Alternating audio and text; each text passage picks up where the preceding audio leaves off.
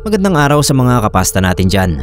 Naway pagpalain kayo at ang inyong pamilya ng Diyos sa langit. Kayla ang pangalan ko. Ang kwentong maririnig nyo ay tungkol sa akin at sa best friend kong si Helen. Close na close kami ni Helen nung elementary. Bukod kasi sa magkaklase kami, yung bahay nila ay katapat lang ng bahay namin. Kahit yung mga magulang namin malapit sa isa't isa.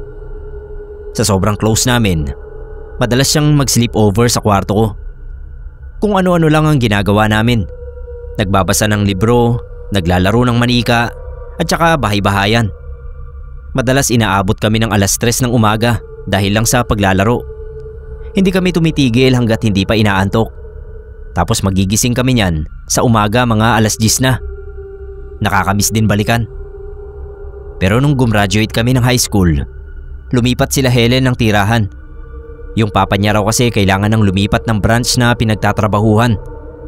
Bago sila umalis, nangako kami sa isa't isa na hindi puputuloy ng communication namin. Kaso hindi rin namin natupad yun pareho. Hanggang sa nagkawalaan na kami ng contacts at nalimutan ko na si Helen. Nung tumuntong ako ng edad 18, dinalaw uli ako ni Helen. Alam ko 3:00 na yon ng umaga. May binabasa akong libro. Pocketbook siya na gusto ko nang matapos kasi isusuli ko na ito sa may-ari sa sunod na araw. Hindi pa naman ako inaantok nun. Kaya balak ko sana bago ako abutan ng liwanag tapos ko na yung libro. Nagulat ako nung dahan-dahan bumukas yung pinto ng kwarto ko. Naisip ko, sino namang papasok sa kwarto ko ng ganoong oras? Una kong nakita yung maputlang paa na walang sapatos o tsinelas. May pumasok. Babae. Halos kaedad ko rin. Hindi ko siya nakilala nung una. Ibang-iba yung mukha niya. Natulala ako. Tsaka lang ako nagsalita nang makilala ko si Helen. Tinawag ko yung pangalan niya. Imbis na sumagot, nginitian niya ako. Tapos lumabas siya ng kwarto na para bang gusto niyang sundan ko siya. Ginawa ko naman. Sumunod ako palabas ng bahay.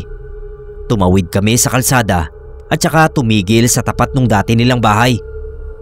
Sabi ko sa kanya, hindi ka na nakatira dyan. Alam niya raw.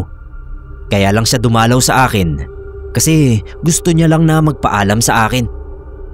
Doon ko na-realize, para bang multo na lang si Helen. Umiyak na ako nun. Nilapitan niya ako tapos niyakap. Nakakapagtaka kasi kung tama na multo na lang siya, yung yakap niya sa akin mainit. Mas lumakas lalo yung iyak ko nun. Bumalik kasi sa akin lahat ng pinagsamahan namin ni Helen. Para ko na siyang kapatid. Tapos para bang kulang yung naging effort ko na hanapin siya nung lumipat sila. Binulungan niya uli ako sa tenga. Sinabihan niya ako ng salamat. Pagdilat ko, wala na si Helen. Mag-isa na lang ako doon sa gilid ng kalsada na parang baliw. Sinubukan kong hanapin yung mga magulang ni Helen.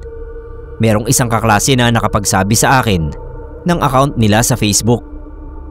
Doon ko nalaman ng balita na matagal ko nang alam. 1 buwan na raw palang patay si Helen. Namatay sa disgrasya. Nakasakay daw kasi ito sa motor ng boyfriend niya nang araruhin sila ng nagmamadaling bus sa highway. Nabalita pa nga raw sa TV, kaso hindi ko na pinanood. Nangako ako kay tita na kapag nakaipon ay pupuntahan ko sila at dadalawin ko yung puntod kung saan nakalibing si Helen. Pinupuntahan pa rin ako ni Helen pero sa panaginip na lang. Madalas kong mapanaginipan yung mga panahon na lagi pa kaming naglalaro. Nakakapanghinayang lang talaga na maaga siyang kinuha ng may kapal. Hindi man lang kami nabigyan ng pagkakataon na magkita muli nung buhay pa siya.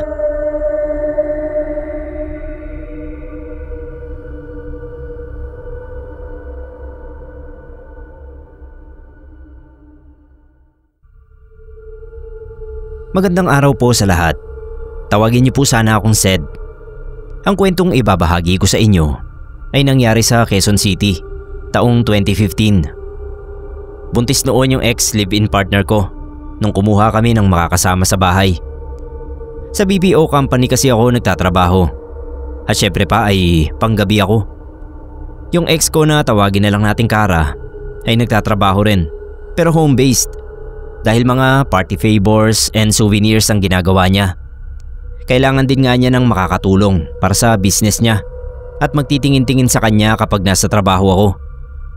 May nakuha naman kaming mapagkakatiwalaan. Si Agnes, na anak lang ng kapitbahay namin.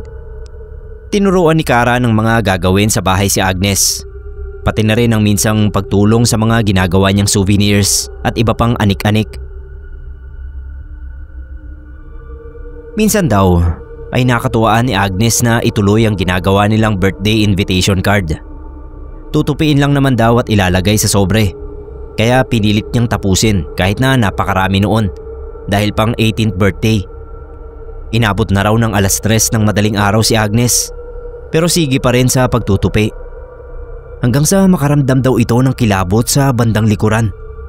Paglingon ni Agnes, ay may nakita siyang kamay na nakakapit sa bakal ng bintana. Agad daw yung nawala nung mapalingon siya. Sa takot ni Agnes, ay tinigilan na niya yung mga ginagawa niya at sinarhan ng salamin na bintana, tapos ay binaba ang kurtina. Pumasok na raw sa kwarto niya si Agnes at pinilit na makatulog. Kinaumagahan, tinanghali siya ng gising. Hinayaan na lang ni Kara dahil nakita nga na pinagpuyatan yung mga card. Pagdating ko mga bandang 9:00, natutulog pa rin si Agnes. Kako ay gisingin na ni Kara. Nung magising nga siya, tsaka siya nagkwento sa amin ng nangyari noong madaling araw. Sinabihan ko silang dalawa na huwag nang magpupuyat at siguraduhing nakakandado lahat ng pinto at bintana bago matulog. Hindi doon nagtapos ang lahat. Napadalas ang kwento ni Agnes at katagalan ay pati si Kara ay may kwento na rin tungkol sa mga nakikita at nararamdaman nila kapag gabi na. Sa palagay daw nila ay inaaswang si Kara. Nagulat ako kasi nasa syudad kami. Kung tutuusin ay hindi na nababakante yung kalsada kahit gabi. May naglalakad-lakad o bumabiyahe pa rin, tapos aswang? Ano ka ako yun? Hindi na natatakot sa mga tao yung aswang? Nakita ko na lang na may mga asin at bawang na sa bawat bintana. Tapos pati sa side table namin sa kwarto may tumpok ng asin at isang buong bawang. Hirap akong maniwala na may aswang sa QC dahil ang paniniwala ko nga syudad na ito. Pero isang araw ay sinubok yata ako. Masama na talaga yung pakiramdam ko noong pumasok ako. Pinilit ko lang dahil kailangan nga namin na mag-ipon para sa pagbubuntis ni Kara. Kaso hindi ko na kinaya yung hilo ko. Kaya nagpaalam ako kung pwedeng mag-early out. Pinayagan naman ako ng TL, kaya nakauwi ako ng madaling araw. Pagbaba ko ng Grab ay saktong napatingala pa ako sa bahay para kahit papano ay mabawasan ang hilo ko. Pero hindi nabawasan dahil nawala talaga nang may makita akong hugis tao na nakadapa sa bubungan namin. Hindi ko alam yung gagawin ko nun. Gusto kong sigawan kaso baka tumakas o mayroong dalang armas. May nadampot na lang ako na kahoy kaya yun ang binato ko roon sa tao sa bubungan. At ewan ko kung dahil lang sa hilo ko. Dahil biglang para siyang nalusaw tapos naging uwak at lumipad palayo. Dali-dali akong pumasok sa gate at kumatok sa bahay. May susi naman ako pero hindi ko na naisip yun nun. Basta kumatok lang ako at tinawag sina Kara at Agnes. Si Agnes ang nagbukas ng pinto pero hindi niya agad inalis yung chain lock at sumilip muna. Pagkakita sa akin ay tsaka niya lang inalis talaga yung chain lock. Nagising na pala sila dahil sa pagbato ko sa bubong. Natakot lang sila kaya hindi agad nag-react. Akala raw nila ay aswang na ang kumakatok sa pinto kung hindi lang ako tumawag. Nung masabi nila yung aswang ay napaisip ako kung aswang nga ba yung nakita ko dahil biglang nagpalit anyo. Kinilabutan ako lalo pa at kagaya ng sinabi ni Agnes ay 3:00 ko rin nakita yon sa bubungan. Iniisip ko kung gaano katagal na kaya yun doon at kung ano na ang nagawa kung hindi ko binato. Nawala yata yung sama ng pakiramdam ko dahil doon At sa halip ay naghanap ako ng iba pang pangontra sa aswang. Pinakamaganda yata yung buntot ng pagi dahil magmula nang magkaroon kami ng ganoon ay wala na raw nararamdaman sina Kara at Agnes tuwing gabi o madaling araw. Nakakatulog na sila ng maayos.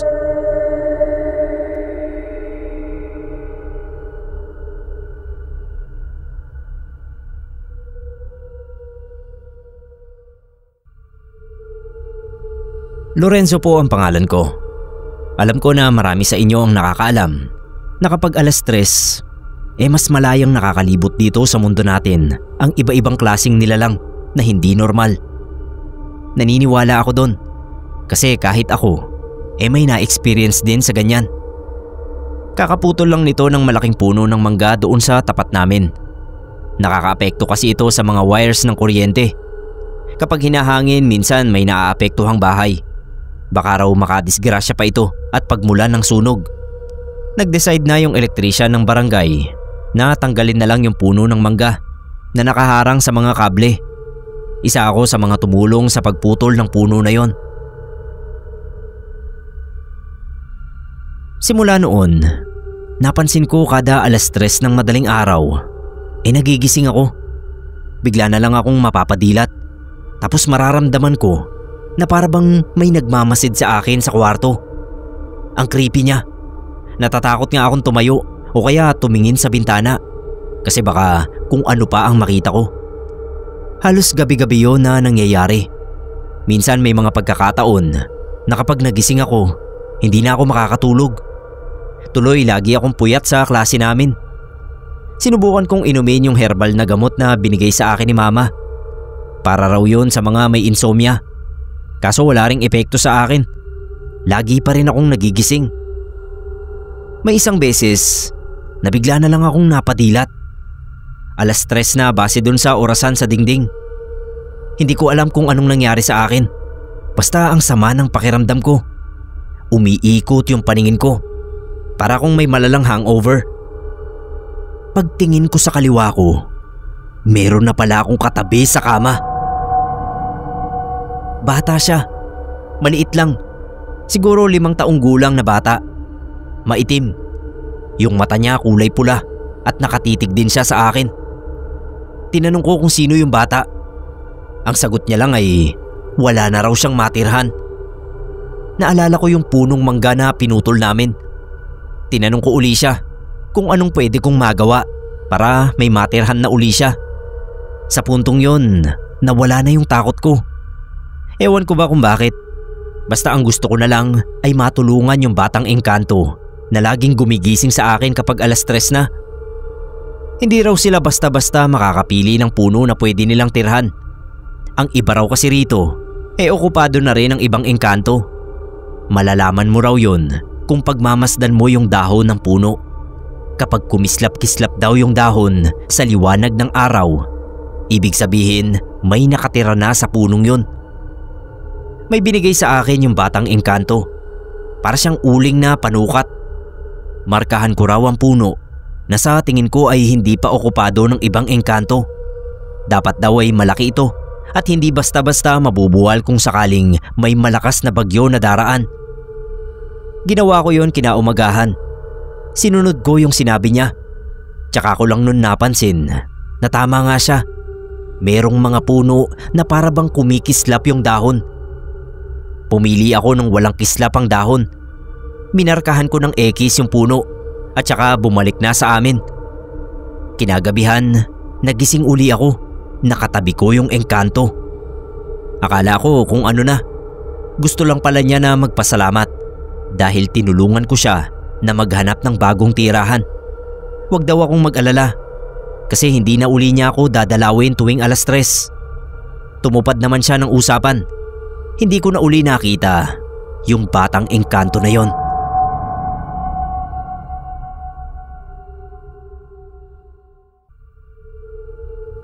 "12 years ago pa ito nangyari. Noon po ay nag-aaral ako sa isang university rito sa Maynila. Para makatipid sa bahay, ay namasukan akong kasambahay ng isa kong schoolmate. Bali yung schoolmate ko ay anak ng isang mayamang pamilya sa South. Kilala sila dahil mga hasyendero at may ilan pa na pumasok sa politika. Itago na lang natin sa pangalang May yung schoolmate ko na yon. Mabait siya at down to earth. May yaya siya na kasama sa kondo. Pero nung malaman niya na naghahanap ako ng mapapasukan bilang kasambahay at nang may matirhan din na makakatipid, ay inoffer niya sa akin yung kondo niya. Hindi raw marunong magluto yung yaya niya, kaya ako na lang daw ang magluto para sa kanila. Tapos kailangan din daw niya ng study buddy. So yun lang ang gagawin ko sa kondo niya. Ang laking tulong talaga, Sir Neb. Tapos ang galante pa niya kaya talagang inayos ko yung trabaho ko. Maayos silang kasama, si May at yung yaya niya. Ang hindi lang maayos ay kapag inaabot ako ng madaling araw sa pag-aaral. Ilang beses kong naranasan na pagdating ng 2 AM, may maaamoy akong amoy ihi. Tapos lalong titingkad yung panghi pagpatak ng 3 AM. As in sobrang panghi na para akong nakakulong sa CR. Nawawala lang unti-unti yung amoy kapag umaga na. Noong umpisa, akala ko ay amoy lang ng CR.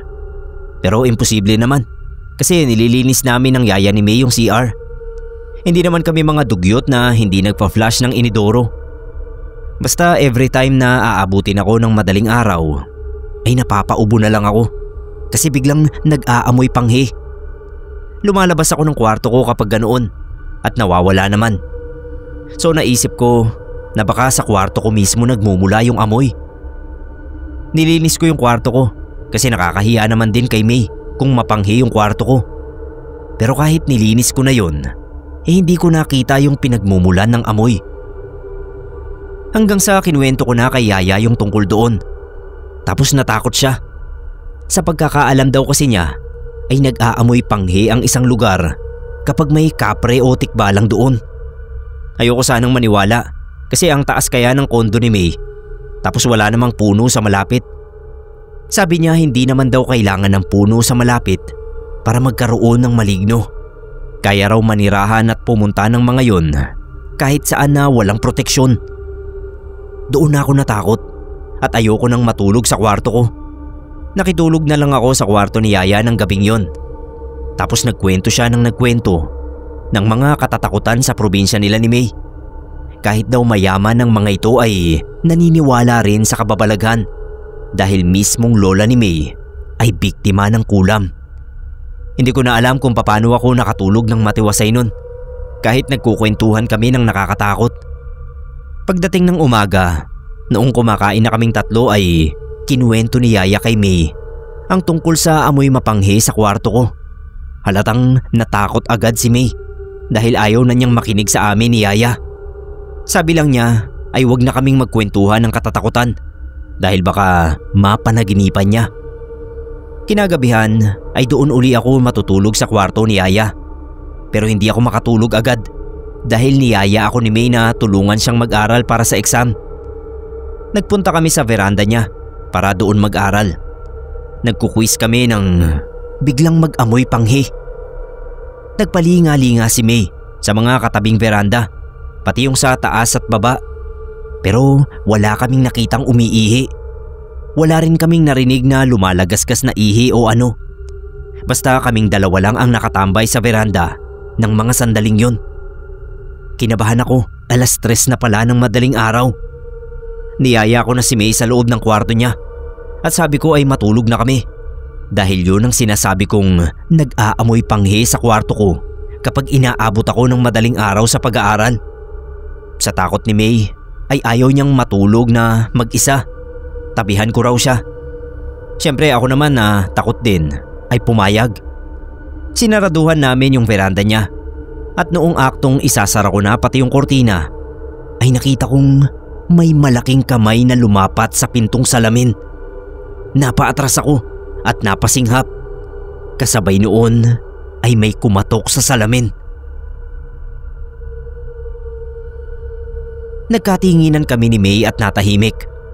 Maya-maya ay may kumatok uli. Parang tinutok-tok lang ng dulo ng kuko yung salamin. Hindi ako makakilos. Ganoon din si May na nakaluhod na sa ibabaw ng kama at ready na yatang matulog.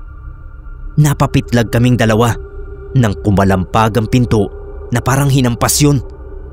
Sa takot ko na mabasag yun, ay napatakbo na ako palabas ng kwarto. Si May ay sumigaw ng sumigaw at tumatakbo na rin palabas.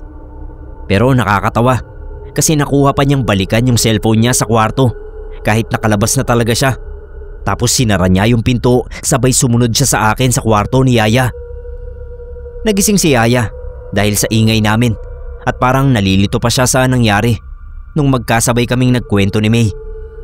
Nung magising na ng tuluyan si Yaya ay sinabi niya na magpunta raw kami sa tapat ng Quiapo Church para makahanap ng pangontra sa kapre sa mga nagtitinda ng mga ugat-ugat doon. Hindi kami lumabas ng kwarto ni Yaya kahit na ihing-ihi na kami ni May. Lumabas lang kami noong umaga na. Naghanap nga kami ng pwedeng pantaboy sa kapre sa mga matatandang nagtitinda sa harap ng Quiapo. Tapos ang unang tanong agad sa amin ay kung sigurado daw ba kami na kapre ang nanggagambala sa amin. Baka raw ibang nilalang yun at kagalitan pa kami kapag may nilagay kaming pangontra. Basta, ang dami pang sinabi noong ali kaya hinayaan na lang namin na si Yaya ang makipag-usap dahil siya yung nakakaalam ng mga kababalaghan.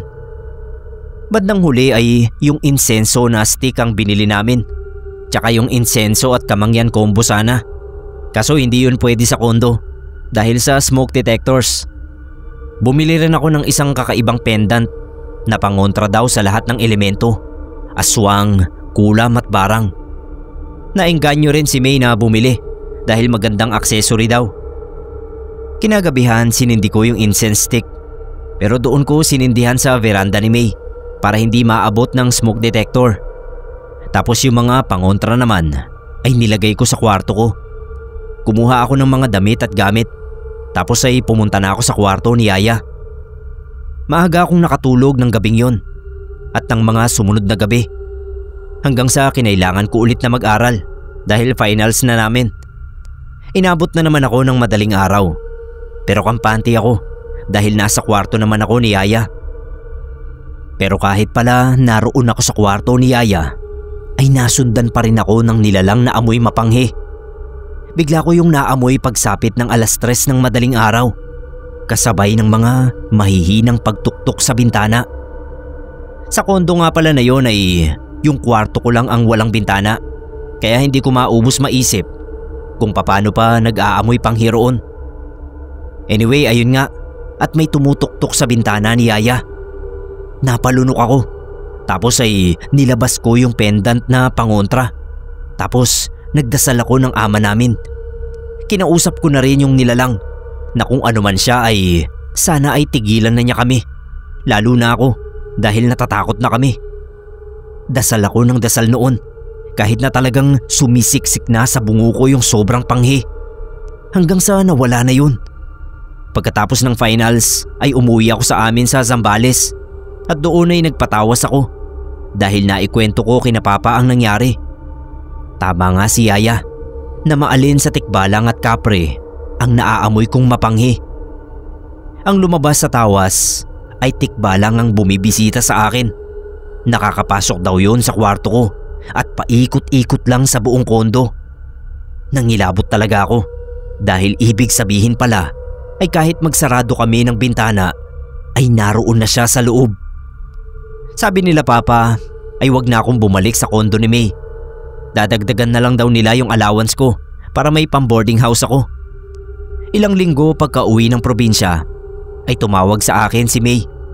Ibebenta na raw niya yung condo unit niya dahil naaamoy pa rin nila yung mapanghi tuwing madaling araw. Mas agresibo na rin daw yung nilalang dahil kinakalampag na yung mga bintana at pinto. Siguro daw ay hinahanap ako nung nilalang.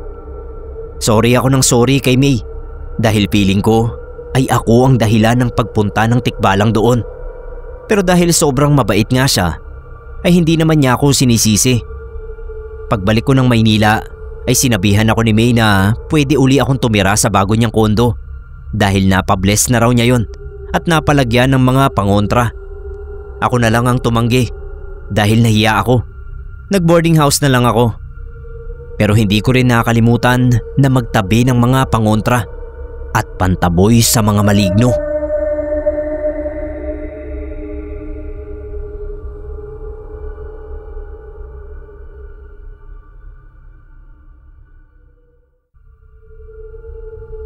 Magandang araw po.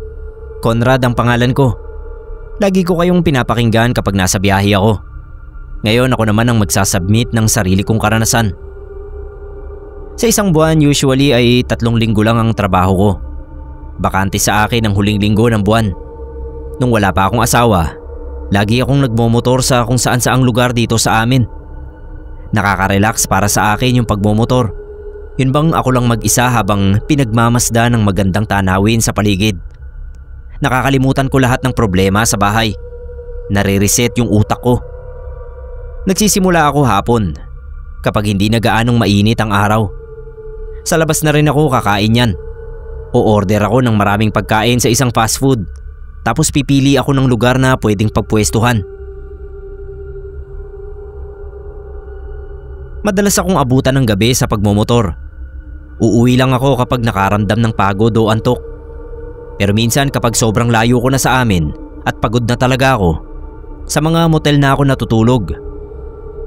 May isang beses na napunta ako sa di ko kilalang lugar.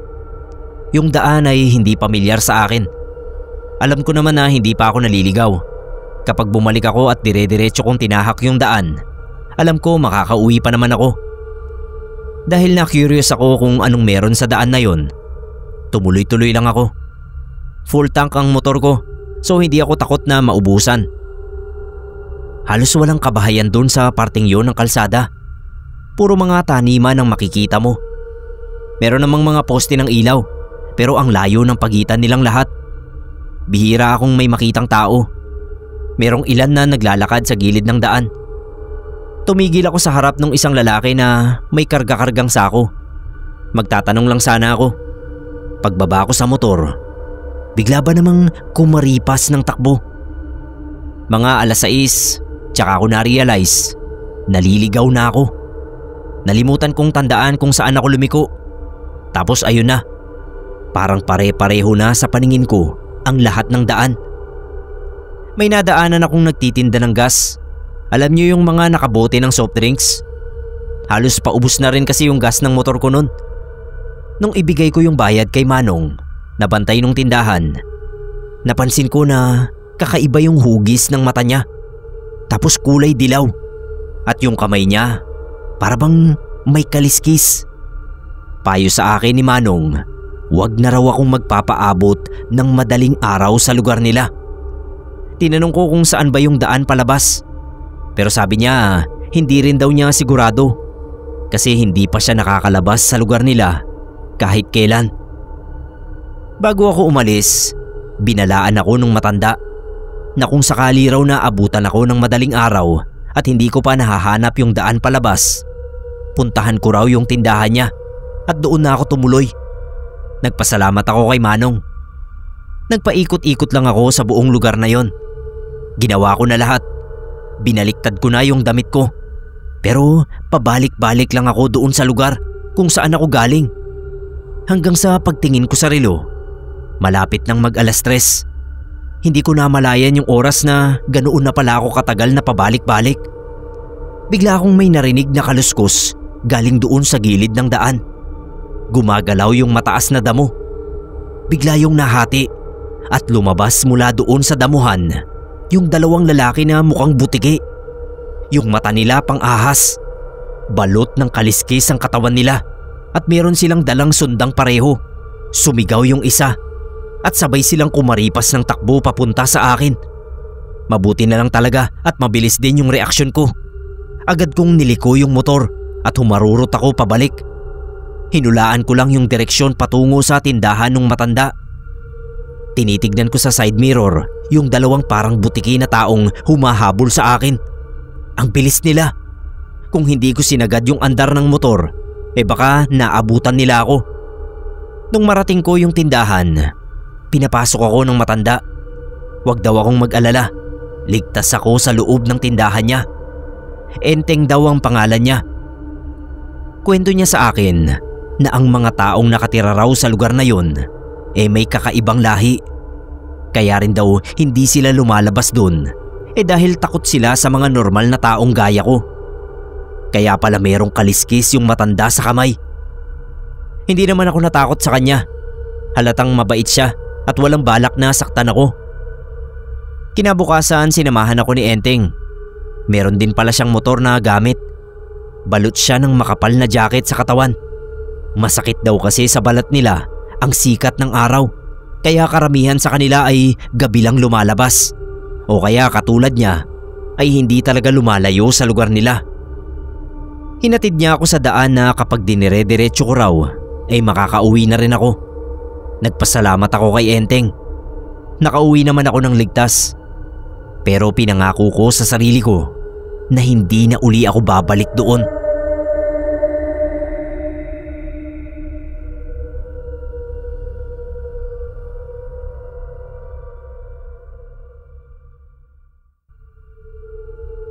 Hello po mga kapasta.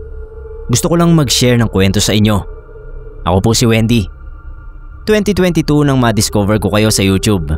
At simula noon lahat ng uploads nyo pinapanood ko.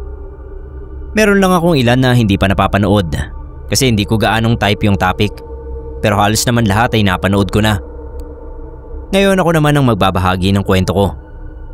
Taong 2015 nang magtrabaho ako sa isang motel malapit dito sa amin. Bale panggabi yung shift ko. Simula 8 PM hanggang 5 AM ang trabaho ko. Akala ko nga magiging antukin ako sa trabaho. Pero sanayan lang pala ang pagpupuyat. Simula nung masanay ako sa ganitong schedule, hindi na ako nahirapan. 4 kaming empleyado ng motel sa gabi. Maraming kwento dito sa motel na sa susunod na sipagin uli ay kukwento ko rin dito sa channel. Pero ngayon ay ito na muna. May kakaiba kasi akong napansin sa may-ari nitong motel, si Madam Paula. Tuwing katapusan ng buwan, pumupunta siya dito madaling araw. May dala siyang hilaw na ulo ng baboy na nakabalot sa plastik. Maghihintay yung may-ari ng mga 3:00 ng umaga. Tsaka siya pupunta doon sa likod ng motel kung saan may malaking punong kahoy at ilalagay niya yung ulo ng baboy sa paanan ng puno. Pagkatapos nun, sasabihan niya kami na huwag pupunta doon sa likod. Kinabukasan niyan, wala na yung ulo ng baboy. Ang weird lang para sa akin. Kasi anong ibig sabihin nun? Bakit yun ginagawa ni Madam Paula? Trip lang ba niya? Or may orasyon siyang tinatapos? Tinanong ko dun sa kasama ko sa trabaho. Kahit sila raw ay wala ring ideya kung bakit ginagawa yon ni Madam. Mga 1 taon na ako sa trabaho nang magkasakit si Madam Paula. Biglaan siyang sinugod sa ospital. Bumaba raw kasi yung potassium ni Madam at bigla na lang siyang nahimatay. Sakto nung nasa ospital si Madam Paula, katapusan ng buwan. Ibig sabihin, hindi niya magagawa yung lagi niyang ginagawa tuwing katapusan. Walang maglalagay ng hilaw na ulo ng baboy sa paanan ng puno sa likod ng motel. Sunod na gabi, nakatambay kami sa may receiving area ng motel nang may malaking lalaki na nagbukas ng pinto ng motel. Pagpasok niya, biglang nagpatay-sindi yung ilaw at yung hangin sa loob bumigat. Malaki yung lalaki. Siya siguro yung pinakamalaking lalaki na nakita ko. Manipis lang yung buhok niya, maitim yung balat. Nakakatakot yung titig niya kasi walang itim yung mata niya. Tapos wala rin siyang suot na sapatos o kahit anong pansapin sa paa. Yung damit niya at suot na pang-ibaba ay kulay puti. Sobrang weird niya. Ang lakas ng pakiramdam ko noon na hindi tao yung kausap namin. Nasaan ang alay nyo? Malakas yung boses niya. Pakiramdam ko habang nagsasalita siya, mambabasag yun ng salamin. Pero hindi naman nangyari.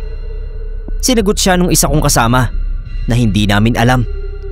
Imbis na sa entrance uli siya lumabas, dumiretso siya papunta sa likod. Sinundan ko. Paglabas niya sa pinto, lumabas din ako. Nagulat ako. Wala na yung malaking lalaki. Naglahong parang bula. Sinabi ko dun sa mga kasama ko. Maging sila gulong-gulo sa kung sino ba yung lalaki na yon. Sunod na gabi, dinalaw kami ni Madam Paula. Magaling na raw siya. Tinanong niya sa amin kung meron bang malaking lalaki na dumalaw sa motel. Sagot namin meron. Kinuwento namin yung nangyari. Tahimik lang si Madam. Wala siyang sinasabi. Halatang natakot. Tinanong namin kung sino yon. Sagot niya lang, yun daw ang totoong may-ari ng lupa. Meron uli siyang dalang hilaw na ulo ng baboy. Dinala niya yung ulo doon sa paanan ng puno at saka umalis din.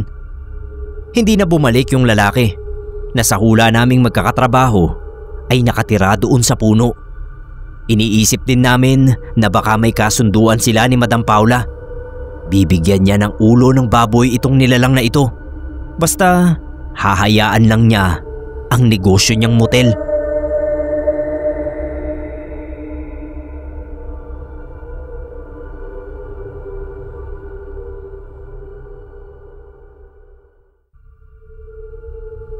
Tawagin niyo na lang po akong Alwin. Ang ikukwento ko sa inyo ay isang personal kong karanasan. Bata pa lang ako noon nang maglayas ako sa bahay namin. 11 o 12 years old yata ako noon. Lumayas ako dahil sa hindi ko na maalalang dahilan. Basta ang nangyari noon ay nakitulog ako sa bahay ng isang bagong kakilala. Nakilala ko lang si Baron dahil nga naglayas ako. Sa pagkakatanda ko ay hindi na bata si Baron kasi may kasama siya noon sa bahay na asawa raw niya na tawagin na lang nating Delma. Maliit lang yung bahay. Kahoy na kapag pumasok ka ay may kapirasong sala. Tapos nakaangat ng mga 1 metro yung pinakakwarto. Doon ako sa ibaba natutulog. Tapos sa taas sina Baron. Naririnig ko nga sa gabi na may ginagawa sila. Pero nagtatakip na lang ako ng unan sa ulo. Para makatulong sa gastusin ay natutuwa ko na magbakal bote. Si Baron ay nagtatrabaho sa pabrika. Pero hindi ko maalala kung pabrika ng ano yun. Basta isang gabi ay umuwi siya na may dalang mabigat na kahon. Wala pa noon si Delma. Hindi ko alam kung anong laman ng kahon o anong klaseng kahon yun. Nasabi ko lang na kahon dahil kwadrado yun at mabigat. Nakabalot yun sa tolda tapos nakatali pa. Sabi ni Baron ay itago ko sa hindi makikita ni Delma. Kaya nilagay ko doon sa ilalim, doon sa tinutulugan ko. Tapos tinakpan ko ng kumot at unan na ginagamit ko. Wala naman ako sa bahay maghapon kaya hindi maaalis yung kumot at unan sa pwesto noon. Sa gabi lang ma-expose yung kahon kapag matutulog na ako. Sa unang gabi pa lang ng kahon sa tabi ko ay binangungot na ako. Hindi ako makakilos. Sumisigaw ako pero walang sumasaklolo sa akin.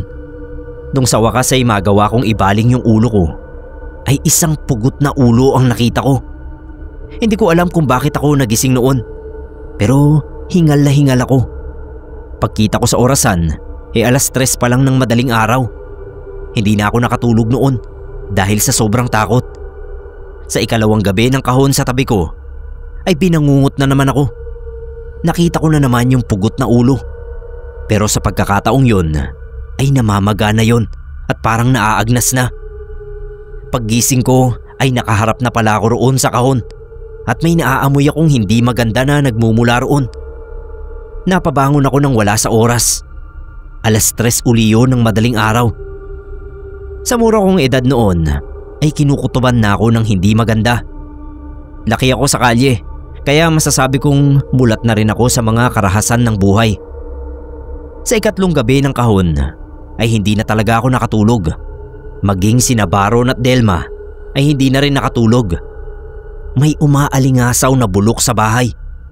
Sabi si Baron kay Delma na sa umaga na lang namin hahanapin yung nabubulok na amoy. Pero ayaw niyang pumayag. Sinundan niya talaga yung amoy bulok hanggang sa matuntun niya yon sa kahon na pinatago sa akin ni Baron. Nung hihilahin na ni Delma yung kahon ay pinigilan niya ito. Nagtalo sila at ako naman ay lalong naghinala kay Baron. Kaya hindi ko na napigilang sumabat. Sabi ko ay aalis na muna ako. Napatingin sa akin si Baron at yung itsura niya ay parang naghihinala sa akin. Bigla siyang nagtanong kung binuksan ko raw ba yung kahon. Siyempre sabi ko hindi. Kaso hindi siya naniwala. Inatake niya ako. Nanlaban ako pero wala akong magawa sa lakas niya. Yun pala ay ginulpi lang ako ni Baron. para mawala yung atensyon sa kanya ni Delma. Dahil nang mapahiga na ako, nagtatakbo siya palabas. Si Delma naman ay hinila na nga yung kahon at halos masuka kami nang may kumatas na maitim na likido mula sa ilalim noon. Nagsisigaw si Delma kaya nagpuntahan yung mga kapitbahay at nag-usisa. Sir Neb, nang buksan ng kahon ay nalaman namin na chap-chap na bangkay pala ang laman noon. Yung pugot na ulo ay yun mismong napapanaginipan ko. Isipin mo naman na 2 gabi kong katabi yun. Hanggang ngayon ay kinikilabutan ako kapag naaalala ko yun. Hindi ko alam kung nakilala pa yung nagmamay-ari ng chap-chap na katawan at kung nahuli si Baron kasi umuwi na ako sa amin. Ang isang malaking misteryo para sa akin noon, bakit kaya inuwi ni Baron yung bangkay imbis na itapon o ilibing kung saan? Isa ko pang iniisip ay kung binabangungot din ba si Baron tuwing 3:00 ng madaling araw gaya ko. Ang weird naman kung ako lang ang ginagambala noong bangkay, gayong wala naman akong atraso sa kanya. Maliban sa ako yung nagtago ng kahon.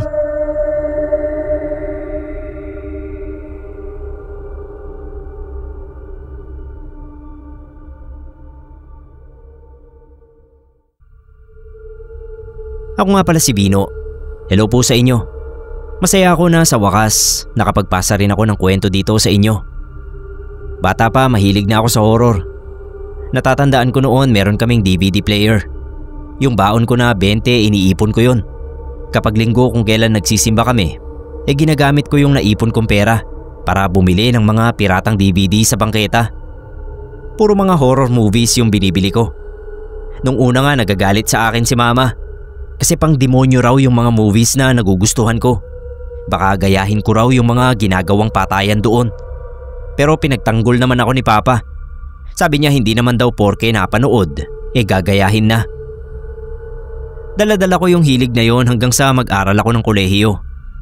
Nung time na yon, medyo malayo sa amin yung university na napili ko. Ang ginawa ko ay naghanap ako ng murang boarding house malapit sa university. Si Aling Doreen yung may-ari ng boarding house. 2 palapag na bahay na may 10 kwarto sa itaas at 6 sa ibaba. Puro mga estudyante rin yung kasabayan ko doon sa boarding house. Iba-iba man kami ng pinapasukan, nagkasundo naman kaming lahat sa maraming bagay. Isang beses sa inuman session namin sa boarding house, nasabi ko na mahilig talaga ako sa mga nakakatakot na bagay. Kinuwento ko kung anong mga movies yung napanood ko. Lumalim ang usapan namin tungkol sa horror hanggang sa umabot sa mga totoong experience. Sabi ko kahit kailan hindi pa ako nakakakita ng multo sa buong buhay ko. Tinitigan lang ako ni Manuel. Isa siya sa mga matagal ng tenant sa boarding house na yon. Sa pagkakaalam ko, 5 years na rin siyang tumutuloy doon. Nung matapos ang inuman, kinausap niya ako. Kung gusto ko raw makakita ng totoong kababalaghan, mag-alarm daw ako ng 2:50 at saka puntahan ko raw siya sa kwarto niya. Ginawa ko naman. Base sa tono ng pagkakasabi niya sa akin, alam kong seryoso si Manuel. Meron talaga siyang ipapakita sa akin. Halos 2 oras lang yung naging tulog ko. Pag-alarm ng cellphone ko, bumangon ako at nagpunta sa kwarto ni Manuel. Lumabas kami ng gate. Naglakad kami papunta doon sa may kanal. Pumwesto kami sa gilid ng pader ng bahay. Tapos naghintay. Mga ilang minuto pa, meron kaming nakita. Sa kabilang bahagi ng kanal, doon sa may bakanting lote na hinarangan ng barbed wire, merong mga taong naglalakad. Iba-iba yung damit nila. Merong pari, nurse, sundalo, bata, matanda. Lahat sila naglalakad at may hawak na kandila. Hindi ko maaninag yung mga mukha nila. Ang labo. At saka yung sinasambit nilang dasal habang naglalakad. Alam ko, dasal yun sa simbahan. Naglakad sila papunta doon sa dulo ng bakanting lote. Tapos umikot at naglakad uli pabalik sa kung saan man sila galing. Tinignan ko si Manuel. Tinanong ko kung multo ba yung nakita namin. Oo raw. Yung prosesyon na yon, mga kaluluwang hindi matahimik. Sabi ni Manuel, dati raw libingan yung bakanting lote na yon. Nabili ng isang mayamang tao at ilang beses nang sinubukang patayuan ng establishmento pero laging may nangyayaring masama. Sabi ni Manuel, kung mabebendisyonan lang daw yung lote, baka makatawid na rin yung mga kaluluwa. Kaso mukhang walang balak yung may-ari.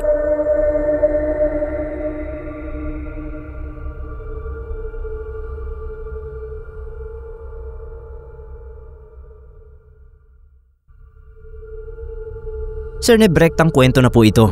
Mabilis lang ito kasi kailan lang nangyari, wala pang isang buwan. Madaling araw yon. Itong asawa kong si Sandy nanggigising kasi raw ay gusto niya ng hotdog sandwich ng 7-Eleven. Di sabi ko pumunta kami. Ayaw naman niya kasi may tinatapos siyang K-drama sa Netflix. 2:30 na yon. Tapos magbubukas siya ng tindahan ng mga 5:30. Pero ayun nga, dahil gusto ng amo ko ng hotdog sandwich, di bibili ako kahit na inaantok. Naghilamos lang ako noon ng malamig na tubig. Tapos nag-jacket at nag-bike na papunta sa kanto.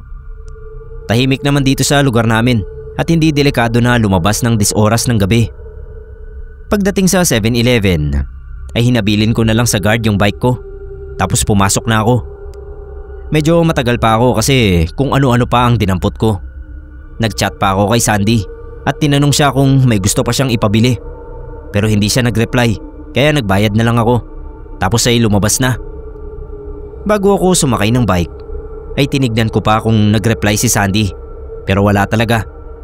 Doon ko nakita na 3:00 na pala. Binilisan ko na yung pedal kahit isang kamay lang ang nakahawak sa bike.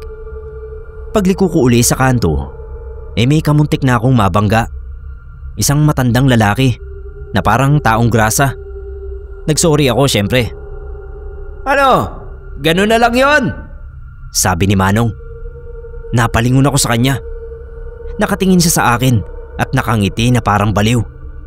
Kumuha ako ng 20 sa coin purse ni Sandy at binigay sa matanda. Tinanggap niya yon at inamoy. Napatitig lang ako sa kanya kasi dinilaan pa niya yung barya habang inaamoy-amoy. "Pahingi pa!" sabi pa nito at sinahod yung kamay niya. Kumuha na lang uli ako ng barya at binigay sa kanya. Ganoon din. Inaamoy-amoy niya tapos dinilaan. Nawirduhan na ako kaya pumidal na ako. Malapit na ako sa bahay nang biglang sumulpot si Manong sa tabi ko. Tumatakbo siya at sinasabayan ng pedal ko. Sabi ba naman, "Nakatikim ka na ba ng atay? Masarap ang atay!" Hindi ko na siya pinansin at binilisan pang lalo ang pedal. Pero kahit anong bilis ng pedal ko ay nasasabayan niya ako. Natakot na ako noon pero hindi ko pa rin pinapansin yung matanda. "Masarap ang atay, pero mas masarap ang sanggol!" sabi uli niya. Doon na ako nagsalita. "In Jesus' name, deliver me from evil. In Jesus' name." Bigla siyang tumigil sa pagsabay sa akin. Tapos parang may itim na anino na sumalubong sa akin at lumampas. Saktong paghinto ko sa gate ng bahay namin ay napalingon ako roon sa matandang lalaki. At napansin kong may kasama na siyang babae yata na nakasuot ng mahabang bestida. Nakatingin lang sila sa akin. Abot-abot na yung kaba ko noon. Kaya pagpasok ko sa gate ay kinandado ko yung mabuti. Bago ako pumasok sa bahay ay nagpalinga-linga muna ako dahil baka sumampa na pala sila sa bakod. Sinigurado kong nakalak ang kabahayan bago ako pumasok sa kwarto. Nadatnan ko si Sandy na nakasiksik sa gilid ng kama na parang nagtatago at takot na takot. Kaagad ko siyang nilapitan at tinanong kung anong nangyari. Sabi ni Sandy, may tawag daw ng tawag sa labas ng gate. Kaboses ko raw. Pagsilip niya ay nakita niya ako sa labas at pinapabuksan ko raw yung gate sa kanya. Bubuksan nga raw sana niya, kaso naaalala niya na may susi naman ako. At noong binuksan niya yung ilaw sa may terrace para maaninag na mabuti yung nasa labas, para siyang namalikmata. matandang babae raw ang tingin niya sa taong nasa gate. Pero naging ako uli. Doon na siya natakot kaya sinarado niya uli yung pinto at nagtago sa banyo. Naalala niyang tawagan ako kaya pumasok siya sa kwarto. Pero narinig niya na may nagbukas ng pinto. Akala raw niya ay nakapasok na sa bahay yung tao sa labas kaya nanahimik siya. Nagulat pa raw siya nung pumasok ako sa kwarto. Pero nasiguro naman niya na ako na talaga yon. Sir Neb, hinala ko ay magkasabwat yung matandang lalaking sumunod sa akin at yung nakita ni Sandy na gumaya sa akin. Feeling ko aswang sila. Lalo pa at katatapos lang magpiti ni Sandy at nalaman namin na buntis siya. Siguro ay sinadya nila na habul-habulin ako noong matandang lalaki para yung kasama naman niya ang aatake kay Sandy kung sakali. Muntikan na kami ng mga sandaling yon. Salamat na lang talaga sa Diyos at nakaligtas pa rin kami.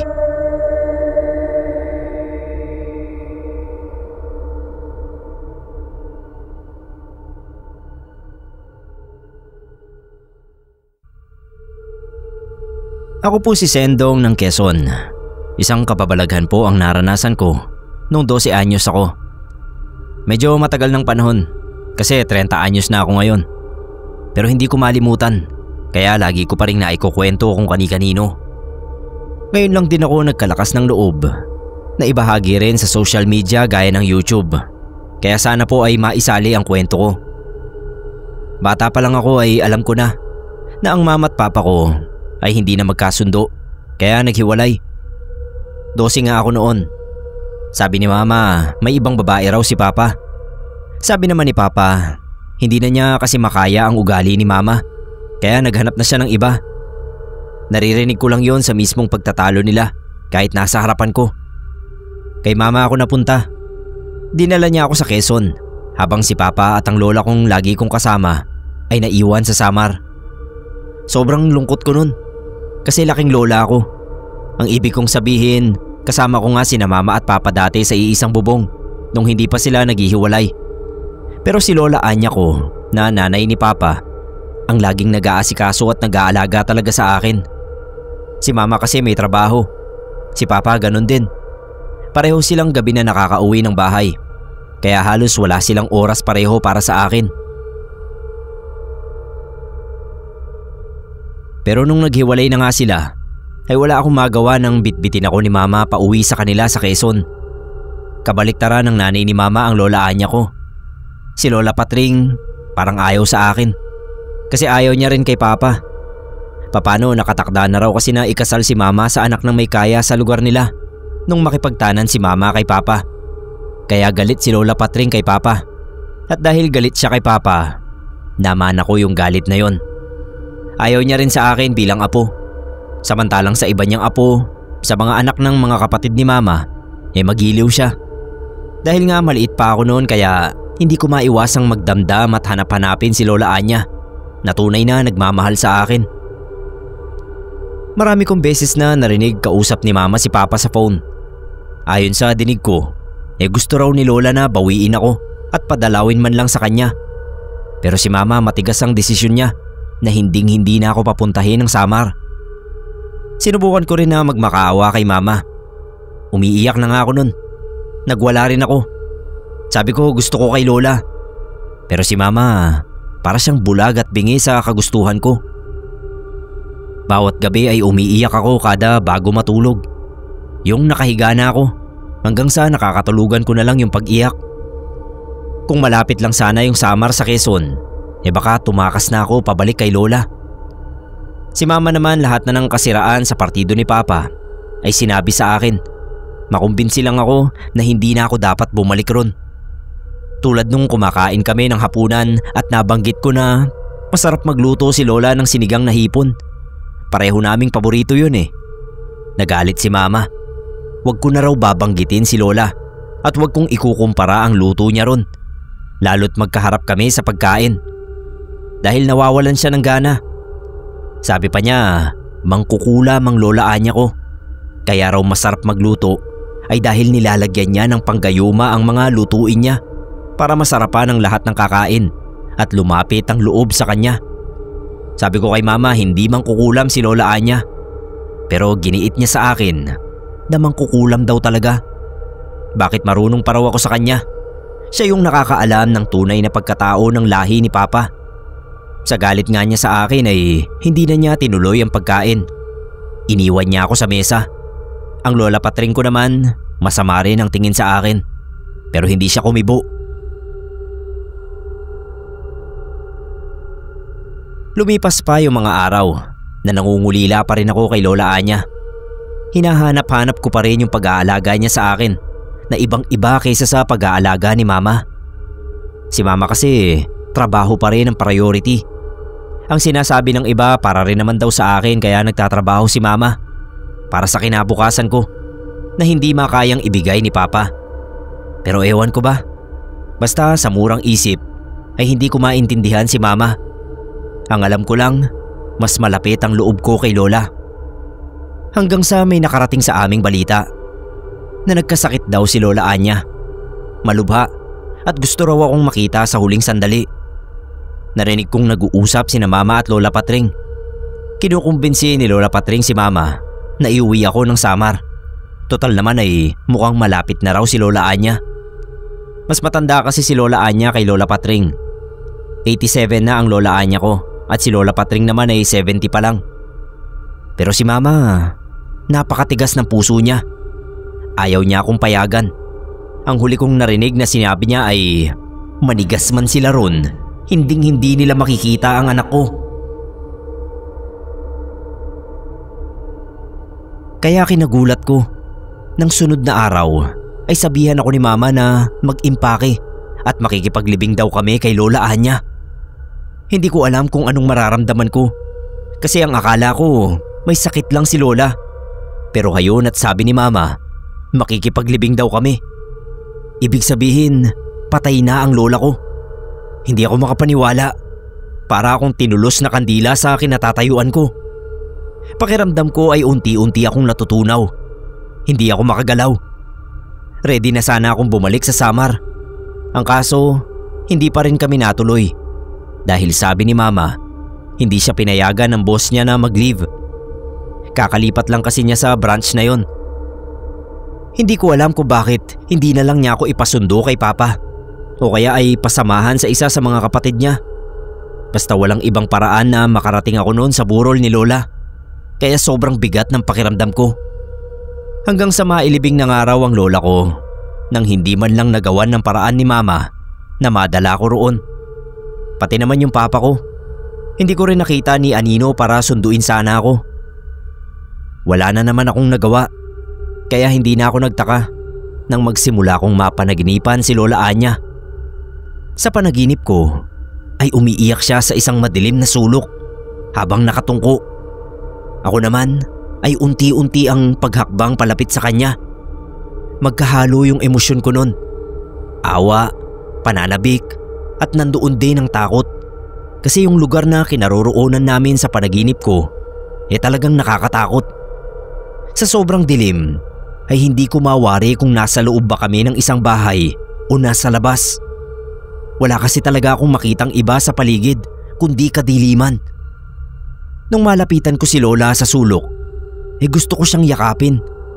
Pero nung gagawin ko na yun, bigla naman siyang nag-angat ng ulo sa akin. Napaatras ako dahil ibang Lola Anya ang nakita ko. Alam kong siya yun. Nag-iba nga lang ng konti ang mukha niya. Naging nakakatakot. Mabangis. Nanlilisik ang mga mata na parabang gusto akong sakmalin. Sumigaw ako ng sumigaw habang tinatangka kong takasan ng nakakatakot na anyo ni Lola. Pero hinabol niya ako at naabutan. Nung maabutan niya ako, bigla niya akong niyakap. Kaya nagtaka ako at saglit na nabawasan yung takot ko. Kaso naramdaman ko na yung yakap niya ay pahigpit ng pahigpit. Yung tipong hindi na ako makahinga, kaya kumawala ako. Sinabi ko sa kanya na tama na. Umiiyak na ako noon sa panaginip ko. Kahit anong pagpupumiglas ko, ay hindi ako makawala sa mahigpit na yakap ni Lola Anya. Doon na ako nagising. Si Mama ang gumising sa akin. Niyuyugyug niya ako. Pagdilat ko nga ay hindi pa ako nakagalaw agad. Binangon ako ni Mama. Sinandal yung likod ko sa ulunan ng kama at pinainom ako ng tubig. Ilang saglit pa bago ako kumalma at nasigurong gising na pala ako. Pagtingin ko sa oras, 3:00 ng madaling araw. Nung medyo okay na ako, tsaka ako tinanong ni Mama kung ano raw ba ang napanaginipan ko. Bakit parang napakasama naman yata? Natigilan si Mama nang sabihin kong si Lola Anya ang napanaginipan ko. Kinuwento ko sa kanya kung gaano talaga kasama ang panaginip kong yon, na para sa akin ay isang matinding bangungot. Hindi naman nasundan ng ganoong klaseng panaginip ko kay Lola. Pero may nangyari nakakaiba bandang 3:00 uli. Kung anong oras ko napanaginipan ng masama si Lola. Kasarapan ng tulog ko, lalo at pagod ako sa kakalaro. Bakasyon pa noon sa eskwela. Bigla ay narinig ko yung boses ng Lola Anya ko. Hindi ako maaaring magkamali. Kahit gaano pa kahina yon sa pandinig ko ay alam ko na siya yon. Boses niya yon. Tinatawag niya yung pangalan ko ng buong lambing. Ganun talaga magsalita si Lola eh. Sobrang lambing. Yun bang kahit na galit na siya, parang hindi pa rin galit ang boses. Nagmulat ako ng mga mata. Pero hindi ako bumangon. Nakikiramdam lang ako. Tinatalasan ko yung tenga ko. Kahit nakadilat na ako, parang hindi ko pa sigurado kung gising na ba talaga ako o nasa loob pa ako ng panaginip. Narinig ko uli yung boses ni Lola. Sa pagkakataon na yun, hindi na lang niya ako tinatawag. May sinasabi na siya. At sinasabi niya, sumama na raw ako sa kanya. Gusto raw niya na makasama ako. Napabangon ako bigla. Luminga sa paligid. Sinampal-sampal ko yung sarili ko para masiguro na hindi na yun panaginip. Nagising na talaga ako. Kinalikot ko pa yung tenga ko. Kinalog-kalog na parang gusto kong itaktak kung ano ang naririnig ko. Maya-maya naman ay nawala na rin. Pero yung takot ko hindi nawala. Kinaumagahan habang nag-aalmusal kami, kinuwento ko kay Mama yung nangyari nung 3:00. Sabi niya magdasal daw ako bago matulog para hindi na raw ako managinip ng masama. Giniit ko kay Mama na kanina ay hindi yun panaginip. Totoong narinig ko yung boses ni Lola Anya. Gusto akong isama.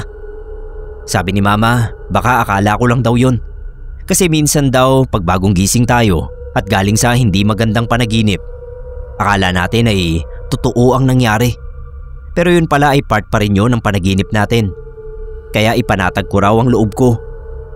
Sabi pa niya, kaya ako napapanaginipan si Lola Anya dahil panay pa rin ang isip ko sa kanya. Umpisahan ko na raw nakalimutan ng parte ng buhay ko na kasama si Lola. Dahil kami na lang ang magkasama sa ayaw ko at sa gusto. Hindi lang ako makasagot at makalaban kay Mama.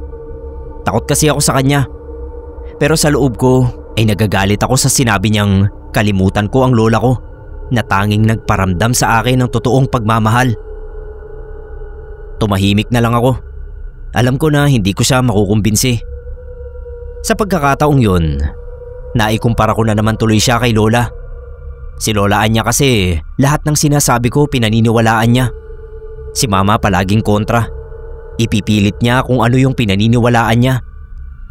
Yun din siguro ang isa sa mga inayawan sa kanya ni Papa. Akala ko nga ay isang beses lang yun mangyayari sa akin, kaya hindi ko na rin pinansin. Pero makalipas ang mga 3 gabi lang, ay ayan na naman. Nagising na naman ako sa ganoong oras. 3:00 ng madaling araw. Nagising na naman ako sa boses ni Lola. Sa umpisa ay mahina lang, pero tulad ng naunang beses ay lumakas din.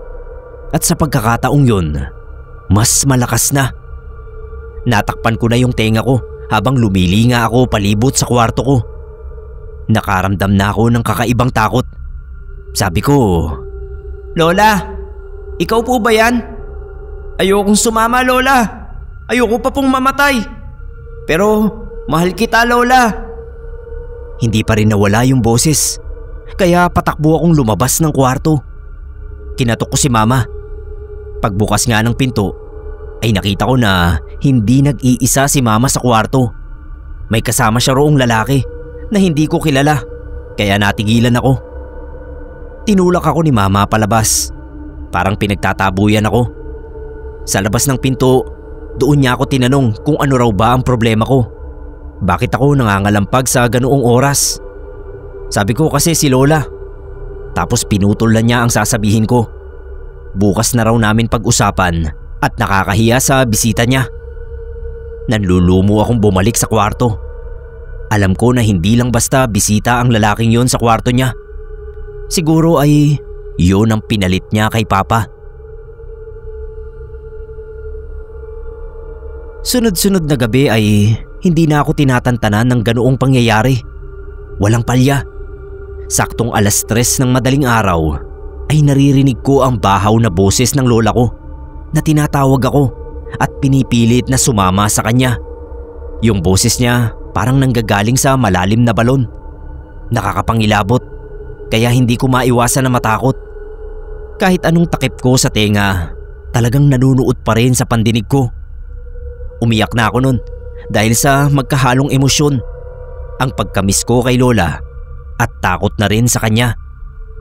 Dahil din doon, kaya tumamlay ako. Hindi ako makakain at hindi makalabas ng bahay para maglaro. Hanggang sa nagkasakit na nga ako. Pinadoktor ako ni Mama. Bukod sa lagnat ay wala na silang nakita na ibang sakit ko. Gumaling ang lagnat ko dahil sa mga gamot, pero hindi yung pananamlay ko. Para akong nawawala sa sarili na bigla akong natakot sa paligid. Ganon yung pakiramdam. Yung tipong ayaw kong masinaga ng araw. Ayokong makakita ng ibang tao. Kahit si Mama hindi ko siya kinakausap. Pati si Lola Patring. Basta nasa loob lang ako ng kwarto ko at halos hindi ako kumakain. Tinitikman ko lang yung dinadala nilang pagkain sa akin. Tapos ayoko na. Wala akong gana. Noon na nagsimulang mag-alala si na Mama sa akin. Yung bagong karelasyon niya na nakita ko sa kwarto niya ang nagsabi na ano raw kaya kung ipaalbularyo ako. Kasi naipadoktor na ako pero hindi ako gumaling. Baka raw albularyo ang makapagpagaling sa akin. Sinunod naman ni Mama. Dinala nila ako sa albularyong kakilala ng boyfriend ni Mama na tawagin na lang nating Tito Edu. Nang tignan ako ng albularyong si Kaponse, alam niya agad na nasa ilalim daw ako ng itim na mahika. Natakot si Mama. Tinanong niya kay Kaponse kung anong ibig sabihin nun. Hindi pa agad nasagot ng albularyo. Kailangan muna raw niyang masiguro. Tinawas niya ako habang mayat maya ang pahid sa tenga ko ng langis. Yung langis daw na yun ay may orasyon at kaya niya sa magkabilang tenga ko pinahid ay dahil doon daw dumadaan ang itim na mahika sa pandinig ko. Matapos niya akong tawasin, lumabas sa tawas ang imahe ng Lola Anya ko. Isang matandang may puti at kulot na buhok. Hindi niya kilala si Lola, pero ayon sa kanya, ang tawas ay nagtataglay ng itim na mahika na siyang ginamit niya para maiparating sa akin ang gusto niyang mangyari, ang makasama ako. Nagulat pa si Kaponse nang sabihin ni Mama na patay na si Lola. Nagulat din ako na totoo palang may kapangyarihang itim ang lola ko, na isa nga siyang mangkukulam tulad ng sinabi ni Mama dati. Saglit na nag-isip ang albularyo. Maya-maya ay sinabi niya na isang paraan daw ang naiisip niyang ginawa ng lola ko, kaya gumagana pa rin ang kapangyarihan niya kahit wala na siya. Posibleng sinama sa hukay ni Lola ang larawan ko, na posibleng inorasyonan na niya bago pa siya namatay. Kaya naman nagagawa akong tawagin ni Lola mula sa kabilang buhay. Tapos ay pinayuhan niya si Mama na ipahukay ang labi ni Lola at alamin kung tama ang hinala niya. Kasi kung tama siya, mahihirapan daw siyang gamutin ako kung hindi maaalis ang larawan ko na kasama ni Lola sa hukay. Siguro dahil na rin sa bata ko pang edad nun, kaya hindi maabot ng isip ko kung paano nangyari yun at bakit yun gagawin sa akin ni Lola. Sa sobrang pagmamahal ba niya sa akin, kaya gusto na rin niya akong isama kung saan siya nandoon? Narinig ko rin na nag-uusap sina Mama at Tito Edu kung paano nila mapapahukay ang libingan ni Lola Anya na ayon sa albularyo, kailangan ay kasama siya at ako dahil meron siyang kailangang gawing orasyon sa harap mismo ng labi ng lola ko. Hindi naging madali para kay Mama na bumalik ng Samar kasama ako, si Tito Edu at ang albularyong si Kaponse. Dalawang bagay ang nagpahirap sa kanya na gawin yun. Ang trabaho niya at ang hindi maayos na komunikasyon nila ni Papa. Nandoon pa rin kasi ang galit nila sa isa't isa. Pero doon naman ako humanga kay Mama kasi naharap niya ang dalawang hadlang na yun, alang-alang sa ikagagaling ko. Ang laki na rin kasi ng pinayat ko at sobrang tamlay ko na. Siguro nag-alala siya sa akin na baka mawala ako sa kanya, na mamatay ako. Narinig ko nga nung nasa biyahe kami, sabi ni Mama kay Tito Edu, parang kinukuha raw ako ng Lola Anya ko sa pamamagitan ng unti-unting paghila sa akin sa kamatayan. Wala na nga kasi talaga akong ganang kumain, kahit pa binibili ni Mama ang mga paborito kong pagkain. Matapos nga yung akala ko ay walang katapusang pagtatalo nila Mama at Papa, sa huli ay napapayag din namin ni Mama si Papa na buksan ang puntod ni Lola Anya. Sinabi kasi ni Mama kay Papa na kapag namatay ako, si Papa raw ang may kasalanan. Silang mag-ina at hindi raw siya mananahimik. Gagantihan niya sila kahit pa ang labi ni Lola. Para lang daw matapos na ay pumayag na nga si Papa. Nakita rin naman niya ang kalagayan ko. Baka nag-alala rin sa akin. 3:00 ng madaling araw mismo, doon kami nagpunta ng sementeryo. Yun daw ang dapat na oras kasi ganung oras ako ginagambala. Kasama rin namin si Papa. Bago hukayin ang libingan ay nag-orasyon muna yung albularyo. Nagdasal at humingi ng pahintulot sa espiritu ni Lola Anya. Parang nagsagawa muna siya ng ritual. Tapos ay tsaka nila hinukay katulong ang sepulturero ng sementeryo. Ganun na lang yung gulat naming lahat nung mabuksan ang kabaong ni Lola Anya. Hawak niya nga yung larawan ko. As in yakap. Si Papa man ay nagulat. Sabi niya imposible. Kasi nung iburol naman daw nila si Lola ay wala naman akong picture doon. Bakit naman nila ilalagay ang picture ko? E di sana nakita rin yun ng mga nakikipaglamay. Sabi naman ni Mama, posibleng ang anak na babae ni Lola Anya. Ang hipag niyang si Tita Beatriz. Siya ang naglagay ng larawan ko ron sa mga kamay ni Lola. Galit kasi yun sa kanya at posible rin na siya ang nagsasagawa ng orasyon dahil may alam din daw yun sa itim na mahika. Siyempre pinagtanggol naman ni Papa yung kapatid niya. Sabi ng albularyo, wag na nilang pagtalunan kung papano at sino ang naglagay nun doon. Ang mahalaga ay tama ang hinala niya na nandoon nga ang larawan ko sa kabaong ni Lola. Kaya nagagawang umubra sa akin ang itim na mahika. Kahit sino pa raw ang naglagay noon ay wala nang halaga. Magagawa niya akong gamutin at palayain sa itim na mahikang dumadaan sa tenga ko. Humingi ng katahimikan si Kaponse habang sinasagawa niya yung orasyon. Hawak ang larawan ko sa harap ng 12 kandila. Kailangan daw ay sakto raw sa bilang ng edad ko. Medyo matagal din ang ginawang pag-oorasyon ng albularyo. Hanggang sa maya-maya ay lumamig ang paligid. Lumakas ang hangin. Pero nakakagulat na hindi namamatay ang sindi ng mga kandila habang nagpapatuloy si Kaponse. Nung tumigil siya sa pagsambit ng orasyon, ay bigla ring huminto yung malakas na pag-ihip ng hangin. Hindi ko inaasahan, pero matapos ang orasyon ay humingi ng tawad si Mama sa labi ni Lola Anya dahil alam niya na pinagdamot niya ako sa lola ko. Nagsorry din siya kay Papa. Natuwa naman si Papa na sa kauna-unahan daw na pagkakataon ay nagpakumbaba sa kanya si Mama. Mataas daw kasi talaga yung pride ni Mama. Ako naman binigyan nila ako ng pagkakataon na makausap si Lola Anya. Basta sabihin ko lang daw ang lahat ng gusto kong sabihin dahil nasa paligid lang ang kaluluwa ng lola ko. Umiyak ako ng umiyak nun. Hindi ko napigilan yung mabigat na emosyon ko. Pero matapos kong mailabas lahat ng mga gusto kong sabihin sa lola ko, parang gumaan na rin ang pakiramdam ko. Bago kami umalis doon, nakita ko pa na nag-uusap sina Papa at Tito Edu. Mukhang nagkasundo na rin sila. Isa yon sa nakapagpagaan sa loob ko. Laking pasasalamat namin kay Kaponse. Dahil sa kanya ay nakapagpaalam ako kay Lola. Kahit sa puntod na lang niya.